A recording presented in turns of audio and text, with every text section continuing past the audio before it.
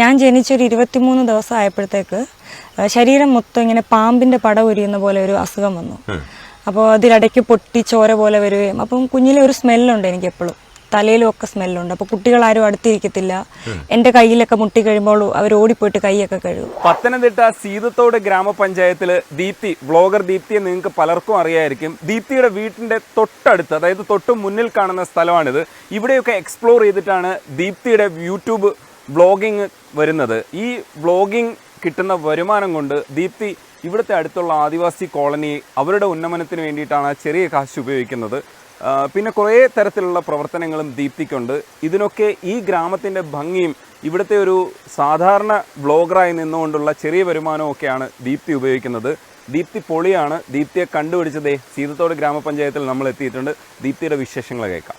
Hi Deepthi, ഈ കുഞ്ഞു വരുമാനം എന്ന് പറയുമ്പോൾ കുറച്ച് കൃഷിയും കാര്യങ്ങളൊക്കെ ഉണ്ട്, ഒപ്പം ഈ പറയുന്ന ഒരു എക്സ്പ്ലോറേഷൻ, ഗ്രാമത്തിൻ്റെ ഒരു എക്സ്പ്ലോറേഷൻ, ഇതിനകത്ത് നിന്നിട്ടുള്ള ചെറിയ വരുമാനം കൊണ്ട് സംരക്ഷിക്കാൻ പറ്റുമോ ഇവരുടെയൊക്കെ? എല്ലാവരെയും പറ്റത്തില്ല.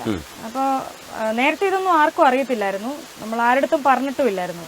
അപ്പോൾ എപ്പോഴാണോ എന്നെ കൊണ്ട് മാത്രം പറ്റില്ല എന്ന് തോന്നിയത്, അന്നേരമാണ് നമ്മളിത് വീഡിയോ വഴി പുറത്തേക്ക് കാണിച്ചത്.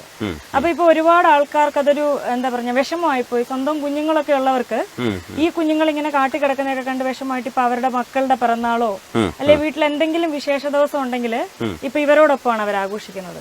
അപ്പൊ അവർക്ക് ഭക്ഷണം കറക്റ്റ് ആയിട്ട് എത്തുന്നുണ്ട്. നമ്മൾ ചെയ്യേണ്ടത് ചെയ്യും.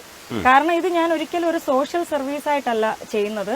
ഇത് എന്റെ കൺസെപ്റ്റിൽ ഇത് സോഷ്യൽ റെസ്പോൺസിബിലിറ്റി ആണ്, നമ്മുടെ ഉത്തരവാദിത്വമാണ് എന്ന് കരുതിയാണ് ചെയ്യുന്നതും. പിന്നെ ഒരുപാട് കുഞ്ഞുങ്ങള് പ്രചോദനമായിട്ട് ഇത് കണ്ട് പ്രചോദനമായിട്ട് അവര് വീട്ടുകാരെ വീണ്ടും വീണ്ടും പറഞ്ഞിവിടെ കൊണ്ടുവരുന്നുണ്ട്.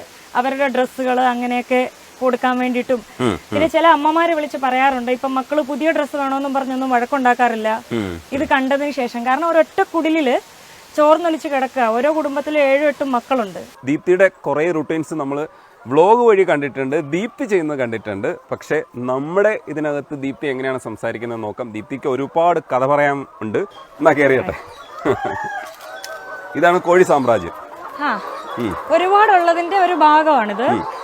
ഇത് VV380 എന്ന് പറഞ്ഞൊരു ഇനത്തിൽപ്പെട്ട കോഴിയാ. അതായത് വർഷത്തില് മാക്സിമം ദിവസം ഇത് മുട്ടയിടും. അതാണ് ഇതിന്റെ പ്രത്യേകത. അതായത് ആദ്യത്തെ 2 വർഷം മുട്ടയിട്ട് തുടങ്ങി ആദ്യ 2 വർഷം വരെ അതായത് വർഷം 1 മാസം വല്ലതും മുട്ട ഇട്ടില്ലെങ്കിലേ ഉള്ളൂ, ബാക്കി കംപ്ലീറ്റ് ആയിട്ട് ഇത് മുട്ട ഇട്ടുകൊണ്ടേയിരിക്കും. ചെറിയ രീതിയിൽ കൃഷി ചെയ്യുന്നവർക്ക് വളരെ നല്ലതാണ് ഈ VV380 എന്ന് പറയുന്നത്. അപ്പൊ ഈ കൂടിന്റെ പേര് ഹൈടെക് കൂടെന്നാണ്. ഹൈടെക് കൂടിന്റെ പ്രത്യേകത എന്താണെന്ന് വെച്ചാൽ ഇവിടെ ലേബേഴ്സിനെ വളരെ കുറച്ച് മതി. 4-5 ആൾ